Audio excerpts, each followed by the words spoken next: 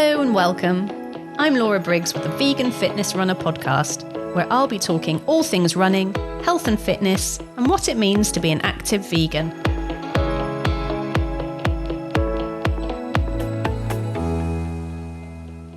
My guest, Alastair Humphreys, is an adventurer, author, and motivational speaker who advocates for microadventures in your local area. We talk about how ridiculous he once would have found the idea of talking on a vegan podcast, and the possibility that he doesn't run with other people because maybe he doesn't have any friends. We know that's not really true, don't we? Alastair Humphreys, you are amazing, in my words. You are an adventurer, which I think is hugely exciting. It's very exciting to talk about an adventurer. And you're also an author, and you're a motivational speaker as well. Can you tell me a little bit about what you get up to day to day? Yes, I can. Hello, Laura. Mostly at the moment, I'm book writing these days. Post-COVID, I've been trying to dare myself to becoming a writer first and foremost, which means daring myself to break out of habits and turn down lots of other stuff I used to do. So doing lots of writing these days. And then my adventures have gone so ridiculously tiny these days that I'm not sure they quite merit the word adventure. But I've just become a curious observer of the countryside close to where I live. So I try to just get out and notice. And so we're talking now early February and just starting to be the first little signs of spring. So I'm enjoying getting out and exploring the woods and hills near where I live and seeing those sort of things. I think what's really fabulous, Al, is how you've obviously come from this background of extraordinary adventures, really big, long, massive adventures. And now you are very focused, as you say, on these kind of micro things happening and, you know, like the snowdrops coming up and things like that. How have you gone from these whopping great expeditions to now really very focused on kind of the areas around you? Was that hard to kind of transition? Yeah, it has been hard, but it's also been a very long, steady sort of process or decline, depending on how you look at it. So I suppose my early interest for adventuring was piqued by reading books of people doing epic stuff, crazy giant journeys. And I loved and still do love the idea of all those sorts of things. So that's what was encouraging me into adventuring when I first started doing this sort of stuff. And then I guess gradually I started to become more aware that you didn't necessarily need to go to the ends of the earth to find wildness and challenge yourself and all this sort of good stuff. There's lots of different angles that people like of adventure, but I started to think that maybe you don't need to go to the ends of the world to find those. And by making adventures shorter and shorter, they become more achievable to more people in more places more often. So that then started me doing microadventures for quite a lot of years.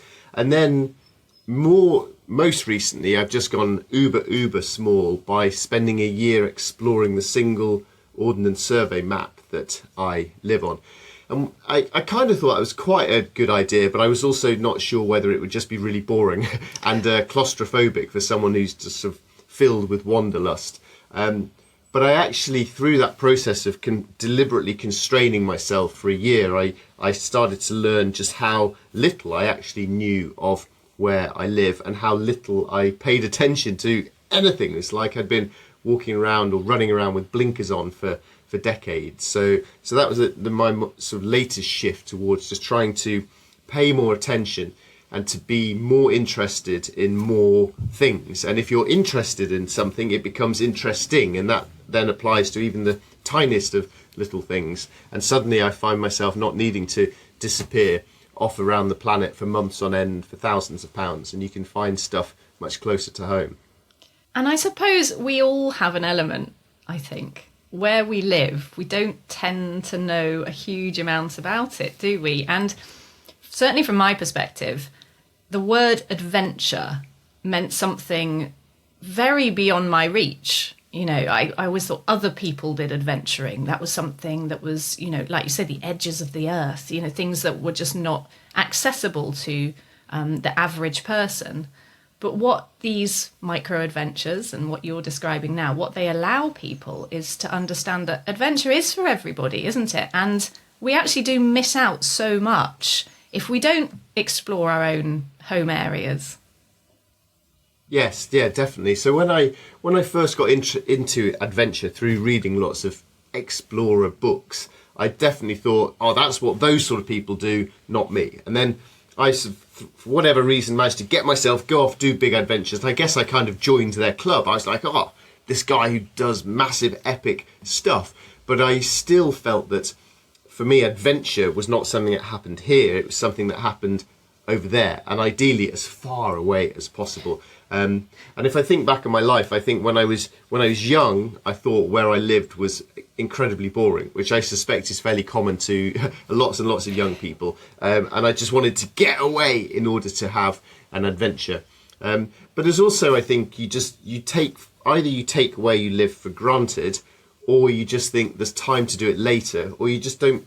You're so familiar with it, you don't really pay any attention to it. I went to university in Edinburgh, and it's such a great city, but I did zero of the sort of famous, iconic Edinburgh things until literally the very last week, when suddenly I just behaved like a tourist and went to see Edinburgh Castle for the first time in 4 years. And so there's that sort of taking for granted of things, and then there's the not even noticing stuff. And there's, if some friend from across the world comes to visit you at home, they're like pointing things out in a way that's much more curious and fascinated than you tend to be with somewhere that you're just overly familiar with. So what I've been trying to do is to get, when I go off to other countries, I'm such an enthusiastic, curious person. I just find literally everything thrilling about being in a far off distant country. But I'm also a bit of a moody pessimist, so when I'm at home I sort of mope around a bit thinking, oh, this is all so rubbish and boring. So what I've been trying to teach myself to do is to take my enthusiastic, far-off traveller's mindset and apply it to everything I see around me here every day. And hopefully, if I can achieve that, then I enjoy where I live more, I appreciate it more, and I notice more, and it's a sort of win-win in that case. How do you, Al, explain that to others? Like, how do you get other people as enthusiastic as that in their local area? Because I think it's quite a big ask to say to somebody, actually, don't worry about that trip to India. That's actually not as exciting as just going out your own door and checking out your own town.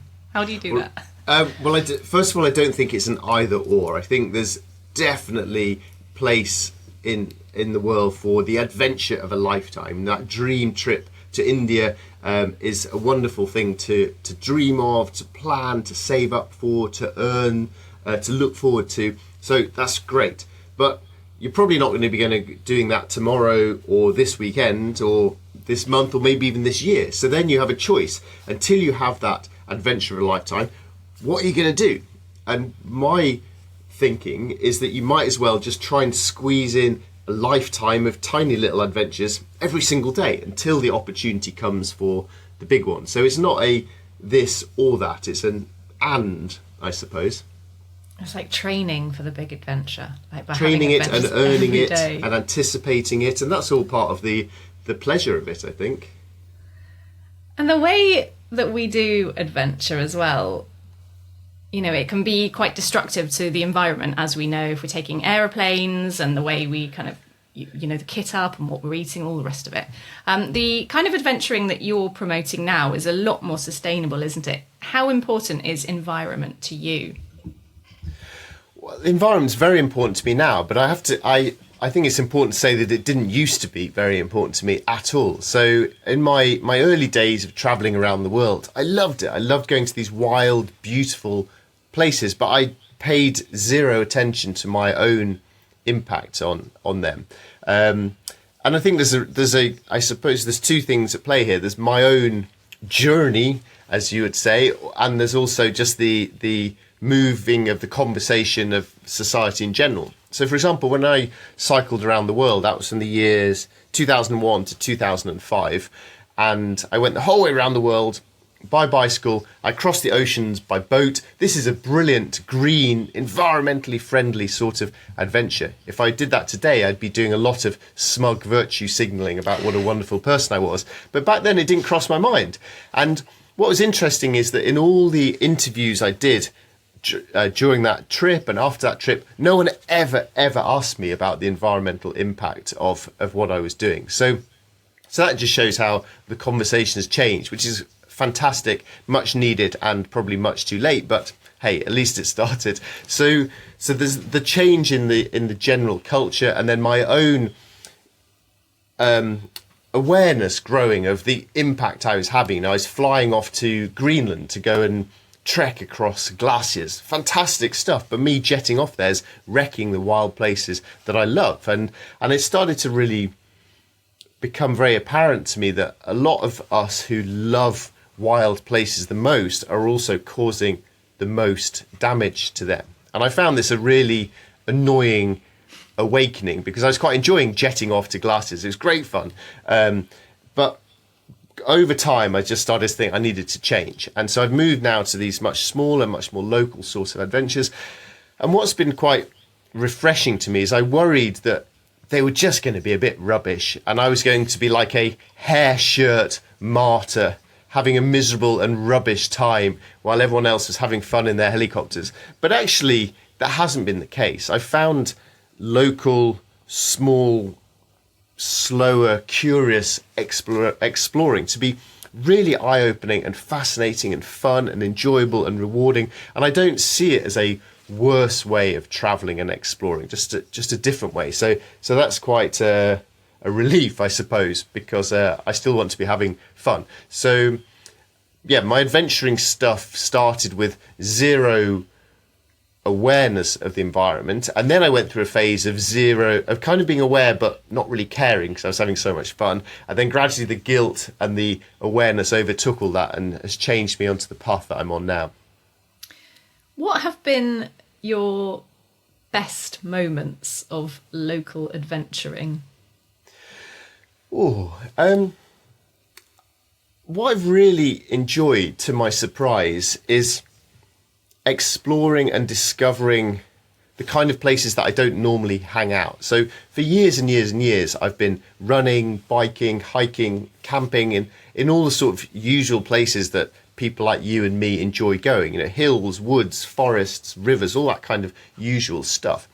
But by forcing myself to spend a year only on this one ordnance survey map, that meant I spent a lot of time in kind of places that I never normally go or choose to go. So behind industrial zone, like the wasteland behind some industrial zones, or the sort of scrubby margin of trees by motorways, the sort of forgotten, ignored places. And what surprised me was how much I enjoyed these and how wild they felt. Not wilderness, but wildness, and how beautiful they can be. And strangely how peaceful they are, the sort of solitude and peace you find behind the back of the warehouses. And I think part of that is that no one's there, no one goes to those places, and when I'm out there, nobody knows I'm there either, and it just feels like, wow, I'm actually alone, which is quite rare on a busy, built-up map in a sort of busy, built-up corner of the country. So I've quite enjoyed the surprising bits of wildness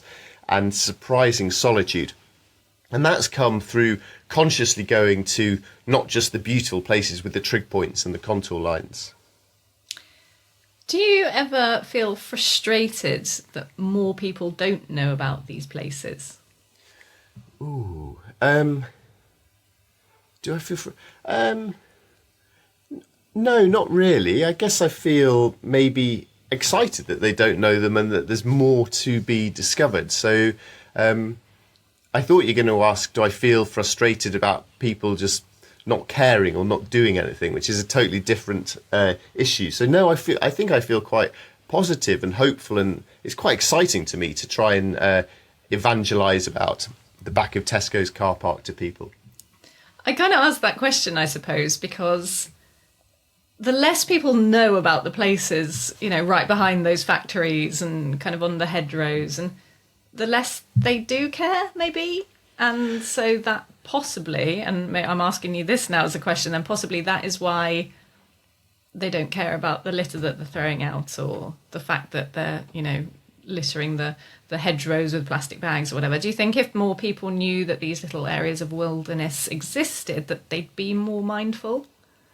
So I think what really struck me through this year on my local map was how much so many things that seem to me disconnected are actually linked together. So, for example, access, the right to roam, land use, littering, people not being out in nature disconnection, how these things that to me before, if I'd thought of them much, would have seemed quite separate, but actually now feel so intrinsically linked. And where do you start in that circle? So let's take it. People aren't going out into these wild places very much, and therefore don't know that our countryside is being wrecked, and therefore don't care because they don't know, and therefore nothing gets done to change that. That's quite a sort of depressing way of looking at the world, but maybe a more positive way would be if we could tell more people about these places, and if we could increase the access to nature and help people get out and roam the land more, then they would maybe feel perhaps a bit more like in Scandinavia, more connected to the land, and feel not just a right to be in the countryside, but also a responsibility to roam responsibly.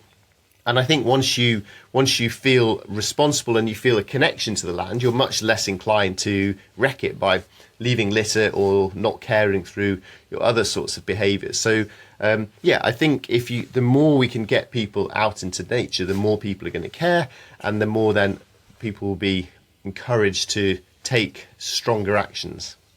Do you feel as a country we are too prohibitive about where people roam? So for many years, I never really cared that much about the Right to Roam campaign, because we've got tens of thousands of miles of footpaths, way more than loads of countries, and they're fantastic. And I've really, in all my years of microadventuring, I've been entirely happy to just run off down some footpath and then do some gentle trespassing up to the top of the hill, sleep on top of the hill for the night. No one knows I'm there. I don't leave any litter. Nobody cares. If anyone did find me, I'd probably just have a friendly chat with them. No big deal. Go home.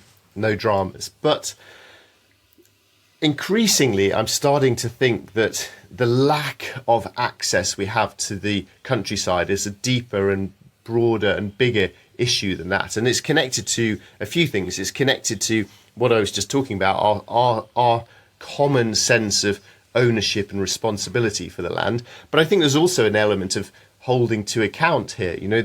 Our countryside is being absolutely destroyed. We're one of the most nature depleted countries on the planet. We've got barely any trees. A lot of the countryside is a green desert. And I think by getting more people out into more places, becoming more aware of that, you'll realise, hang on, this isn't the sort of countryside that I want to live in. And it's not a case of us versus them. It's a case of all of us here choosing, well, what sort of foods do I want to be eating that are going to help nature get better, to fix the wild places, to make more space for rewilding, and how are we going to pay those farmers properly in order to do more regenerative farming, to heal the land, to rewild the land. They're working hard. They need to get paid for that. What can I change in my life that will help change that as well? So I feel now much more strongly that a right to roam has much broader implications than just, I want to go off on a jolly little picnic and footpaths aren't enough to me, which seems like a sort of slightly spoiled approach and an indulgent thing that I think opponents of the right to roam sometimes feel that that's what it's about. So I think it's a broader feeling than that. You touched there on kind of food choices. Now, what are your current food choices? Obviously, you're on the Vegan Fitness Runner podcast, and everyone's views on this are so varied. Your choice to eat what you eat wasn't necessarily an ethical one, it was more an environmental one. Is that right? Yes, I actually forgot as we were chatting that this was a Vegan Runners podcast.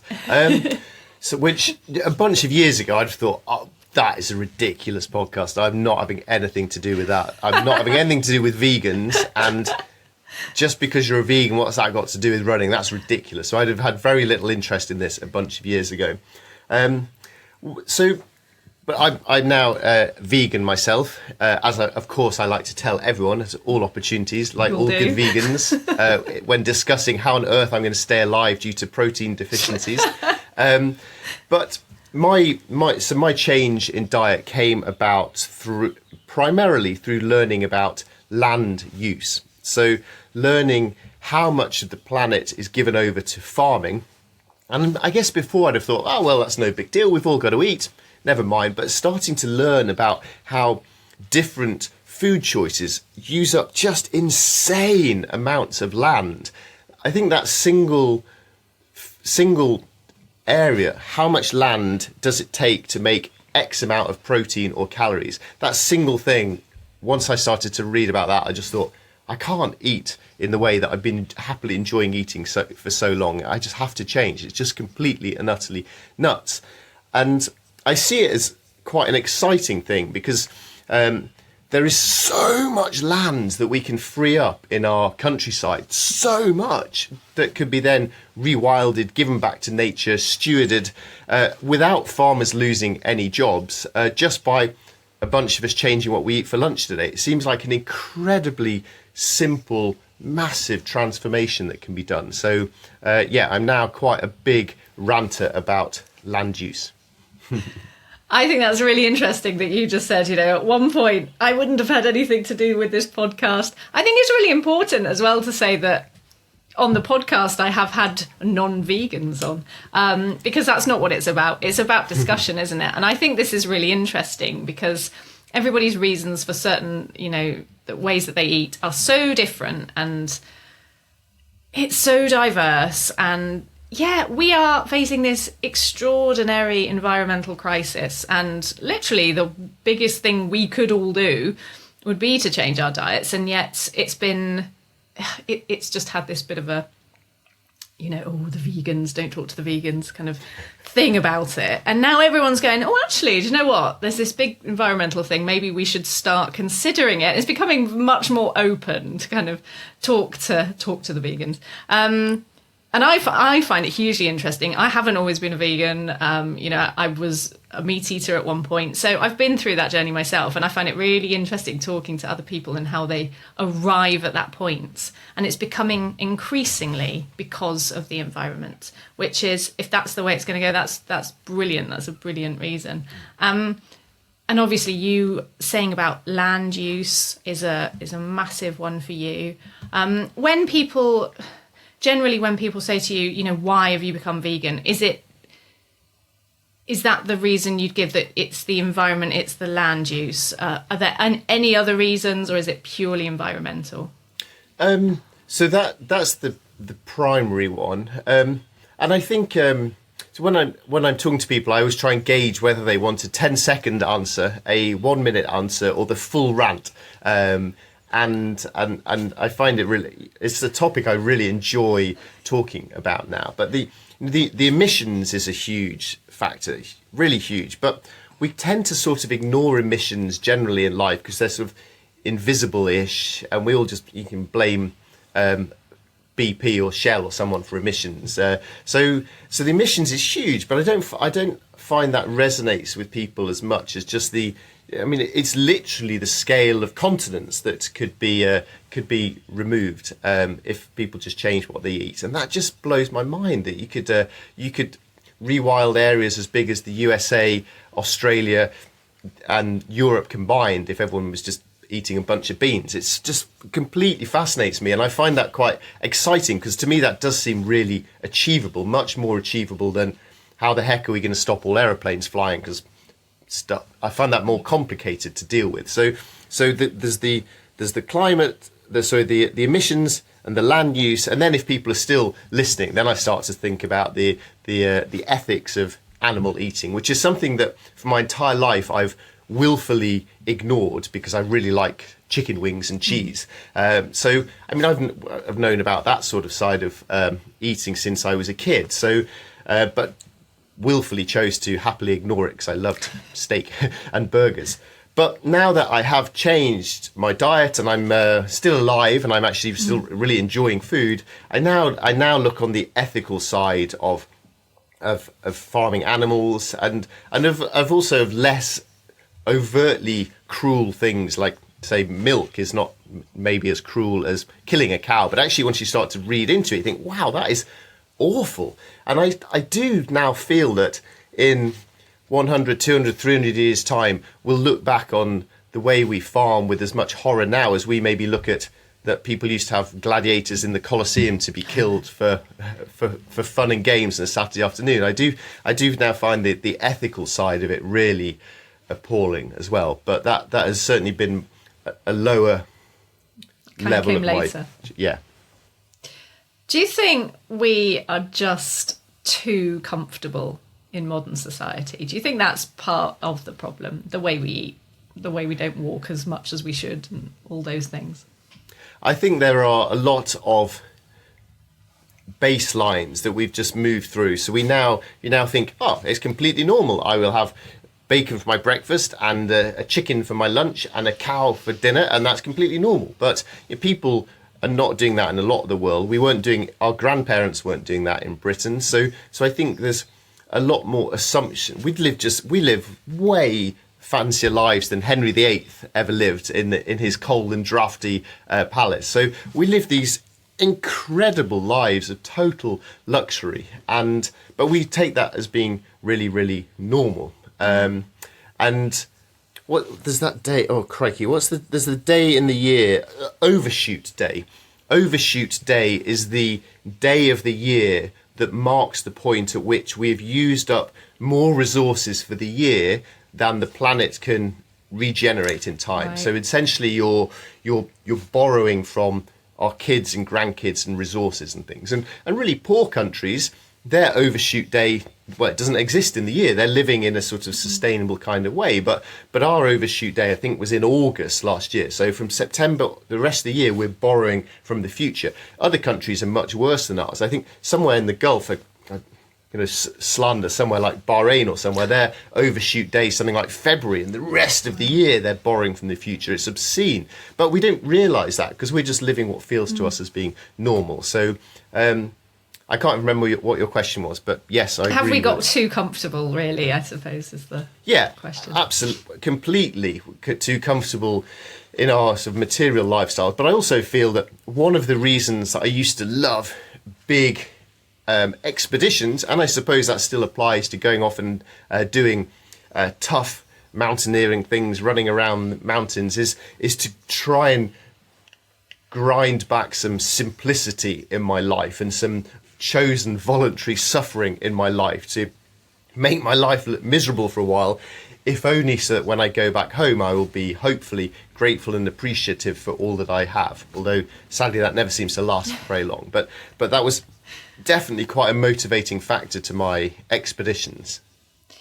So the adventure travel industry itself is absolutely booming at the moment, and I'm thinking to myself that's got to be because so many of us now are so comfortable, and we strive, I think, to be more immersed in nature and to push ourselves far more than we do by just sitting at home. So I feel like there's a real hunger to kind of get back to very basics. Would you say that that's true?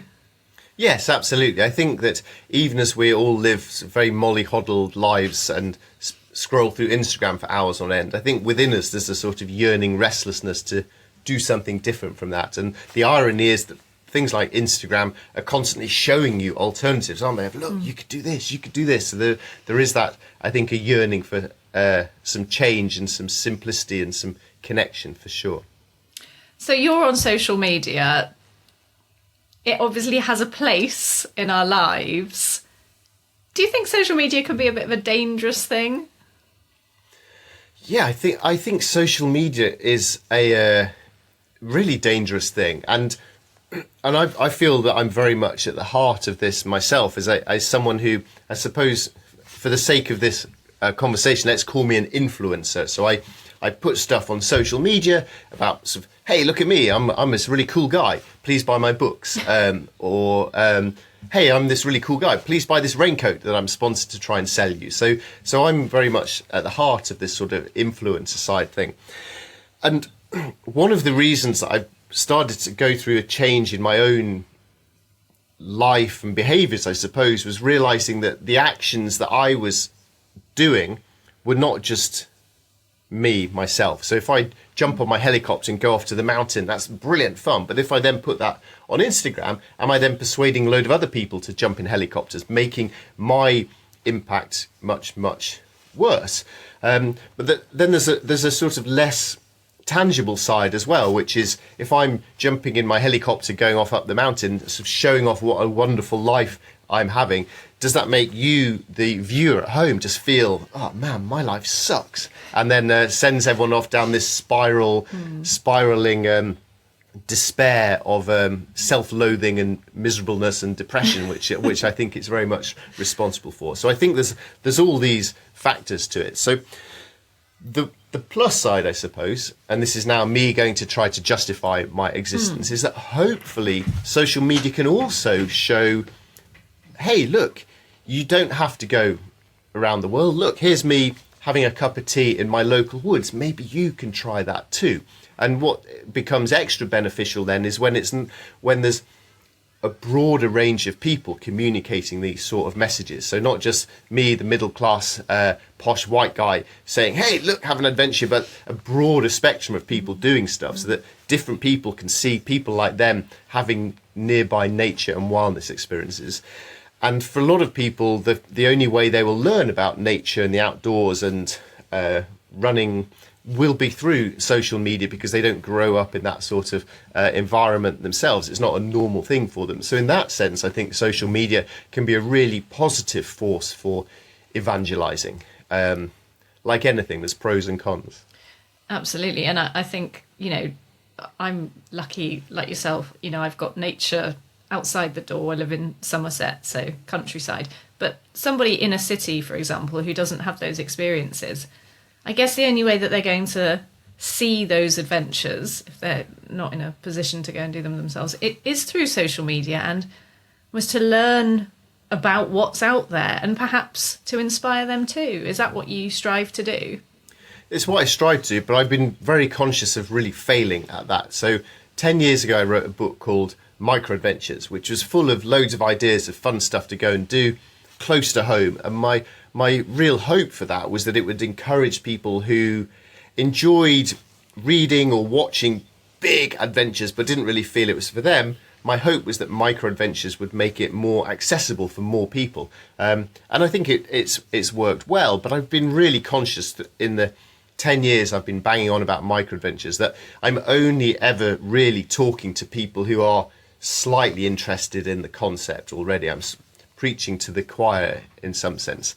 And one of my hopes with my map project and the book I wrote called Local about that project was to try and make it even smaller, to try to say that wherever you live, your map, your local map, is equally valid, equally interesting for exploration, for nature, for wildness. It's equally of relevance. And I'd go even further than that to say it's almost more interesting. So when I started exploring my local map, I was kind of wishing I lived in the Highlands of Scotland, because wouldn't that be great to be in the Highlands of Scotland and to spend a whole year exploring one map there? Wow, you'd have so many great runs and bike rides. It'd be fantastic. And I felt a bit resentful that I live in a sort of boring bit of suburban southeast England.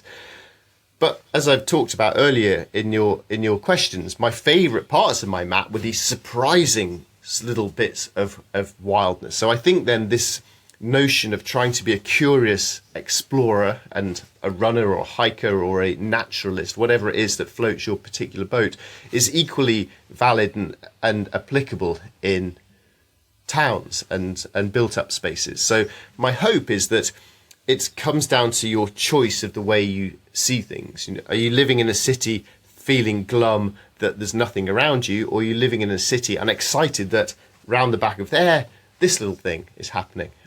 There's a guy called Paul Powesland. I'm not quite sure how to pronounce his surname. Powles Land.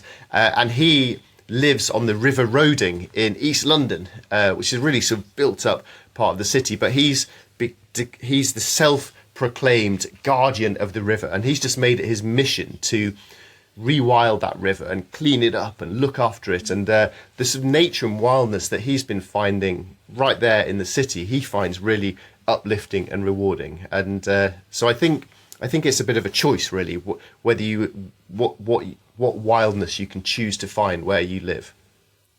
There's a real thirst, isn't there, I think, for people to get back in touch with nature, and from those kind of inner city surroundings, right, to in the Highlands of Scotland. For people who perhaps aren't immersed in nature, what would be your recommendation for their first forays out into it? How would they get involved? Well, I try to not make it feel like a comparative thing. So not thinking, oh, I don't get any nature at all compared to what David Attenborough or Bear Grylls is doing. So I think there's quite a hazard with, and this applies to running, adventuring in general, of it being very comparative and so thinking, oh, what I do is irrelevant and rubbish compared to whoever's next above you in the pecking order, and therefore the inclination is maybe to not even bother. So I would think it's really important to look for what opportunities you do have for getting out and exploring, rather than being too bogged down by the constraints, the barriers, the problems. Oh, I live in a built-up area. I don't have time because I've got lots of commitments. I don't have a £800 raincoat. I can't possibly go out into the park. Or I'm not fit enough to go do these things. Rather think, what can I do? What tiny, tiny, tiny little thing can I do today to get me outside? And I can guarantee within 20 minutes of your front door will be someplace you have never been to in your life before. And if you go there, walk there, run there if you can, whatever, go there with open eyes to be curious, you're being in some ways an explorer. You're seeing somewhere new. And hopefully you find that an uplifting experience, which then encourages you that maybe this weekend I'll go a little bit further or for a bit longer and do a little bit more. So I think that's it. The thing is just to get started. And then in terms of actually connecting with nature, it can be quite hard if you've got no idea about anything. So I found during my year going around my map, well, first of all, I was astonished at how little I knew. I did a zoology degree, so and I've spent lots of time in the outdoors. But once I started to pay attention, I realised I knew nothing about birds or anything at all. So you can find some apps that are really good teachers. So two I recommend all the time. One is called Merlin, and Merlin listens to birdsong, and it tells you the names of those birds. And I think anyone likes listening to the tweeting of birds, but once you start to know the name of what you're hearing, then suddenly you feel a stronger connection to it and you start to hear it more often. And also you start to feel quite proud and you want to tell someone else about that. It's quite cool. It's like, hey, that's a goldfinch. That's kind of cool. And then the other app is called Seek, Seek, which you point your phone at a plant and it tells you the name of it. And suddenly it's not just a random little yellow flower. You think, ding, it's a primrose. And you learn primrose. It comes from prima rosa, Latin, first rose of the year. It's the first flower of the year. You think, wow, now I'm starting to notice the seasons are changing. You start to be aware of that. And so I think using apps like that can be a really good way to start to improve your knowledge. And it is just those very little things, isn't it, that can get you really excited about nature. That's lovely. Tell us about running. You do run. Are you doing much of it at the minute? What are your goals for running? I do run. I really like running. I haven't run. I have in my past run marathons and a couple of ultra marathons, and I've trained really hard to try and run really fast. Running's always been part of my life just as a general fitness thing. These days, lame excuse upcoming, I'm struggling to find the time to commit to long runs or long events. So running for me now has just become a fitness thing and a way of sort of decluttering my head, and I tend to just run a 10k a couple of times a week. Just go out and sprint around for however long that takes me, and I enjoy running that sort of as fast as I can. But if I see something interesting along the way, then I stop to take some photos of it as well. So I'm not really timing myself, but I love running around and then stopping to take pictures. Yeah, well, we talk about running on here a lot, and again, there's no one definition of what a runner is. Lots of people say to me, "Oh, I'm not really a runner because I only run this distance," or "I'm not really a runner because I'm really slow." And kind of the definition of running is whatever you want it to be, really. And you obviously do it because you just enjoy it and it clears your head. And gosh, yeah, taking photos in the middle of a run, that's like necessary for me. I need some good photos to put on social media when I get back. So yes, that's really lovely. Yeah, and I've also quite enjoyed running as. So if I go to some new place I've never been before, then I do running as tourism. Because if you go to some city, so I went to Glasgow a while ago to do a talk, and I got there in the train in the evening, and I was going to do a talk, and then had to leave really early. So I only had, I don't know, 2 hours or something to enjoy being in Glasgow. So I could have walked and seen a little bit, or I could run and see 5 times as much. So I ran, and then to remind myself to keep paying attention, I set a little challenge that every kilometre, on the kilometre, I had to stop and take the best photo I could right now. So it made it a sort of creative thing. And then I'd run off for another kilometre, getting quite excited about what would come after that kilometre, take the pictures. So I quite enjoy incorporating little things like that into my running as well. Brilliant. Yeah, there's no one size fits all, is there, with running? Do you like running in a group, or are you very much a lone runner? Oh gosh, I really like running in a group. I haven't run with anyone else for years. I've basically got no friends. So That's not true, I'm sure. I honestly have not been on a run with. Gosh, this is really alarming me now. I haven't been on a run with anyone else for a few years, I would say, but I really enjoy it. If I meet, occasionally I meet a friend of mine who lives overseas and I don't see very often, and we quite often meet then in London for a run, and we run together and chat and stuff, and then go to the pub. And so I enjoy doing that. I really enjoyed a bunch of years ago training for a marathon, and I was going to train really hard, joining a proper running club, and I really enjoyed that, running around town at night when the streets are dark, and running laps of the running track together. I really enjoyed that sort of group element of it. Oh, and I suppose the one group run I do is I really love doing park run. Park run I love for all sorts of reasons. So I suppose that's a group run. It is, and there we go. You're not always running on your own, as you first panically thought there. No, I find myself running on my own all the time, but it's not because I don't like running with other people. It's more, I think at some point people decided that, Laura's a runner, or Laura does a lot of running, so therefore we don't want to run with her because she might. And I think maybe that started to put people off. But it shouldn't do, ever should it? And I really like running with other people. It's just the opportunities are few and far between sometimes, I think. Would you rather go for a run with someone who is slower than you or someone who's quicker than you? Oh, that's a really good question. For my ego, someone that's slower than me. For my training, someone that's faster than me. But they're normally faster than me, I have to say, because I'm not quick at all. I think, running clubs are brilliant for that, aren't they? For a bit of company. I used to be part of a running club, and I'm a green runner, as you know, but actually going to a club and fitting it into my life currently is really tricky. But I know that a lot of people get a lot out of a running club. I take it at the moment.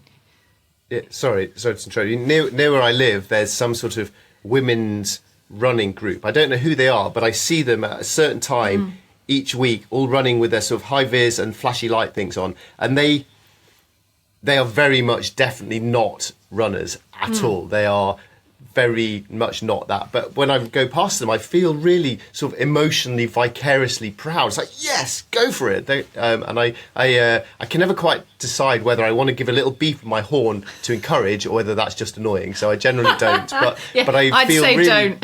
Yes, I think so. It's hard to give over nuance on a beep of a horn. A beeping horn, yeah. Yeah, but I do love seeing that group every week, just thinking, yes, go, because you've got to get started somewhere. And I hope that being in that group is really encouraging them and they're enjoying it and keep going. Which actually, that's a really interesting point, which you probably haven't realised you've raised. But women running in a group together and enjoying it, that I think is a barrier for a lot of women, in that they don't know who to run with, or they feel that they have to run with somebody else on a safety level.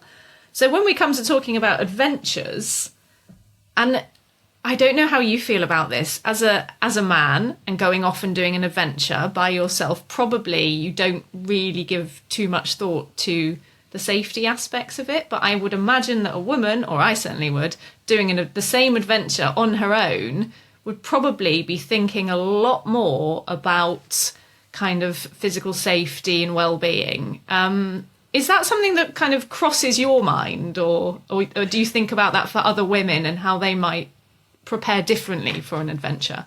Yeah, I agree with everything you said, and it really crosses my mind primarily when I'm out running and I run, and maybe I see a woman ahead of me and I'm catching her up, and then my head is just running over all these things like, right, if I overtake this lady, do I just look like I'm a misogynist show-off? Right, I better not scare her, so I should cough, but I don't want to cough and sound like a weirdo. How can I sort of go around this woman without sort of freaking her out? So I'm very, very aware of that, and I really love running through streets at night. I love that. But I'm also really aware that I have a lot of privilege that I can do that. You know, I'm big, tall, and I guess by definition I'm able to run. So I feel that I'm very lucky in that sense, and it's sad that that's not universal. But yeah, when I run and I go past a woman on the street, I think lots and lots of different things about how to best go past that person. So yeah, it's conscious for me. And that's interesting you say that, actually, because obviously you are thinking all those things in your head. But the woman probably hasn't got a Scooby-Doo that you're thinking all of this. She's thinking all these other things, and then not thinking that you are considering all those minutiae on your run, on how you should pass her, or if you should pass her, or if you should say something, or if you shouldn't say something. It's very interesting. It's very sad, I think, that women have to go through all those kind of little checks of safety. But, you know, currently that is sadly the world we live in, I guess. Yeah, I think the one positive thing I think is, from my anecdotal experience of having lots of women friends who are adventurers, is that yes, there's the risk side to being a woman on an adventure, for sure. But the women that I talk to, there's also a lot of upsides. The real hospitality and generosity and kindness of strangers, and the access to events and people and conversations that I don't get through my own adventuring. So the women adventurers I speak to generally seem to be quite upbeat about that, barring the caveats, if I'm allowed to speak briefly for them. Yeah, absolutely. And it's lovely to hear that there are those positive bits of feedback coming through as well. I don't know, I think as a woman, it makes you even more determined to go out and achieve these things, because you don't want to let those barriers get in your way. It's almost kind of like a bit of a two fingers up, isn't it? And going, I'm going to show you I can do it just as well as any man. And hopefully lots of women think like that too. So Al, what's kind of next on the cards for you? You said that you're, at the moment you're very local, you're doing a lot of writing. What are you kind of working on at the minute? What's next? Oh gosh, well, I don't really know. I think I might be going through a midlife crisis, but the aspect of that that's relevant to our conversation, I suppose, is me trying to work out what direction to go next with my adventuring, but also my writing, and if it's not too pratty a phrase, my sort of campaigning side of things. So I used to just write a lot saying, hey everyone, go have adventures because they're great, and I still believe that to be true, but I'm now moving towards some of the stuff we've been talking about in this conversation. So I'm trying to work out what is the most useful thing that I can be doing with my time. Is it to be still social media influencing? Is it to be writing books? Should I follow Ross Savage, ocean rower extraordinaire, to be becoming a member of parliament and campaigning like that? Should I work for a charity? I don't really know what to do. I've started a new newsletter called Adventure Plus Purpose, which is me just trying to think aloud on all these sorts of issues of how can we make the adventure community the outdoor community, the nature community, the running community, still do all this stuff we love, but also do so with some purpose to try to fix a lot of the problems that we face. Because if us lot who are so engaged in all these things aren't getting on and making changes, then who the heck is going to? So I don't know what I'm going to do next, but I'm trying to figure it out within those sort of parameters. What do you think I should do? Well, I just was about to say, I often think that that's when the kind of the most exciting stuff happens, when you don't really know what you're doing, because you really have to kind of whittle down what you want and which direction you want to head in, and that's when the good stuff happens. But certainly it's all, I think, flying the environmental flag and still having that sense of adventure is so important, because I don't know, I feel people are getting a little bit depressed and down in the mouth about the climate situation, and it's really important to try and keep it positive. And actually every question I've asked you, I've noticed that you've always put a real positive spin on it, which is key, I think, isn't it? Because it's so easy to feel completely helpless about what's going on in the world at the moment, that you have to give people that hope. That's key. Yes, yeah, thank you. Yeah, I certainly have felt... So writing that local book was really interesting, because it was just a university degree for me in learning about stuff. And when I was writing the book, it was so negative. Everything was, oh, this is doomed, this is broken, everything is a disaster. Oh. Yeah. But there's no point publishing a book like that. That's not going to make any changes. So as I was editing it, I had to try and add hope and optimism and positivity to it. So, which is kind of what I feel going through in my own life, of just thinking, oh, I'm going to give up on everything. We're all doomed. To thinking, well, I can't. That's just not an option. I've got to do something, but I don't really know what. But I need to find something to do. Well, I have every confidence it's going to be brilliant. How can people find out more about you, Al? Where should they go? Well, I've wasted far too much of my life making myself very visible everywhere on the internet. So wherever you are currently wasting your own life on social media, you will find me there to help you waste your life. But I also write books, and I've done newsletters. I really like doing email newsletters. So there's a few of those on my website as well, a few different types of newsletter. But I guess what I would love people to do after this is to buy the Ordnance Survey map of your local area, wherever you live, and look at it with the eyes of thinking, this map is equally as interesting and adventurous as any other map in the country. Let's go find some places that I've never been to on my map before.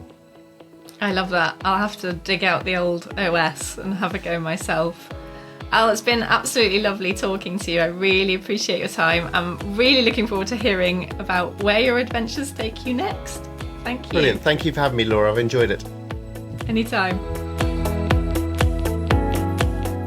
Thanks so much for listening. And don't forget to leave a review for the Vegan Fitness Runner podcast.